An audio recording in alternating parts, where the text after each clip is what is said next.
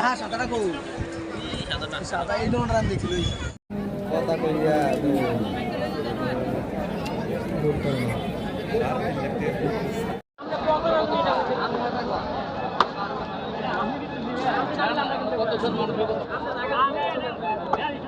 ঘুরলে তো আমরা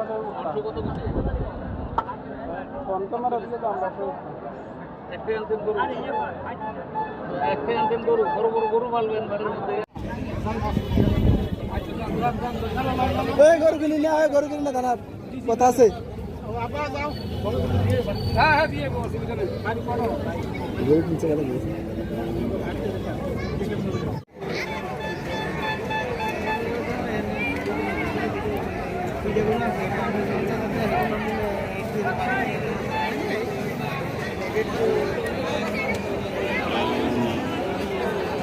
গরু বাজার একটা ঐতিহ্যবাহী গরু বাজার।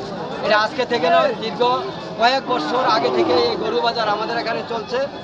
আমাদের এই গরু বাজার অনেক দূর দূরান্ত থেকে এখানে গরু আসে। এখন আমাদের ক্রেতা বিক্রেতা সবাই খুশি। আমাদের এই বক্সনগর আজকের যে বাজার, এই বাজারে আমাদের যে স্থানীয় এমএলএ সাহেব যেইভাবে এবার যে বাজারের যে পরিকল্পনা নিয়েছেন তাতে সমস্ত লোক খুশি এবং আনন্দিত, ক্রেতা বিক্রেতা সবাই খুশি।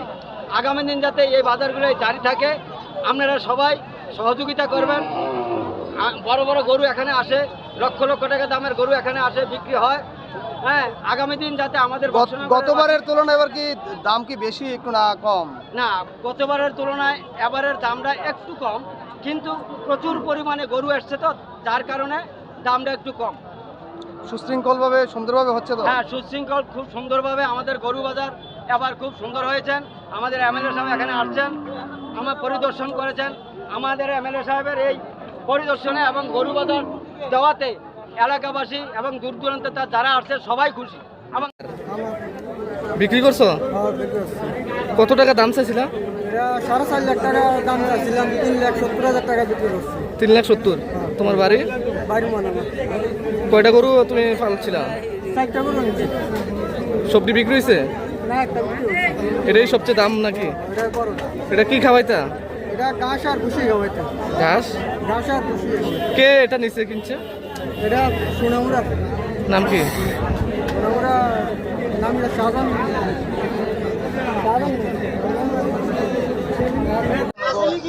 বিডিও সাহেব আছেন, আমাদের আরও সমাজসেবী জিমুল হক আছেন, এখানে আছেন নজরুল ইসলাম সাহেব। আমরা সবাই মিলে এই গরুর হাট যাতে বা এই পশুর হাট যাতে সুন্দর এবং আনন্দদায়ক হয়, যার জন্য মানুষকে উৎসাহিত করার জন্য আজকে আমরা এখানে উপস্থিত হয়েছি। আজকে আমার জীবনে প্রথম দেখলাম বক্সনগরে এত বড়, এত গরু, এত পশু আজকে এই বাজারে উঠেছে, এত মানুষের সমাগম আমার জীবনে প্রথম দেখলাম। প্রতি বছর হয়ে থাকে, কিন্তু এত বড়, এত জাঁকজমক এইবারে প্রথম হয়েছে বক্সনগরের মধ্যে। ঈদ উপলক্ষে অগ্রিম এলাকাবাসীকে কি বার্তা দেবেন? সে আগামী 17 তারিখ অর্থাৎ আগামী সোমবার ঈদুল আজহা, মুসলিম ধর্মাবলম্বী যারা আছে তাদেরকে আমি ব্যক্তিগতভাবে অত্যন্ত শুভেচ্ছা জানাচ্ছি। আপনাদের ঈদটা যাতে আনন্দদায়ক হয়, তার পাশাপাশি ত্রিপুরা রাজ্যে যারা আছেন মানুষ, ত্রিপুরা রাজ্যে আম জনগণ সবাইকে আমি আমার ব্যক্তিগত তরফ থেকে সবাইকে ধন্যবাদ জানাচ্ছি, আগাম ঈদের শুভেচ্ছা জানাচ্ছি। সবাইকে ধন্যবাদ।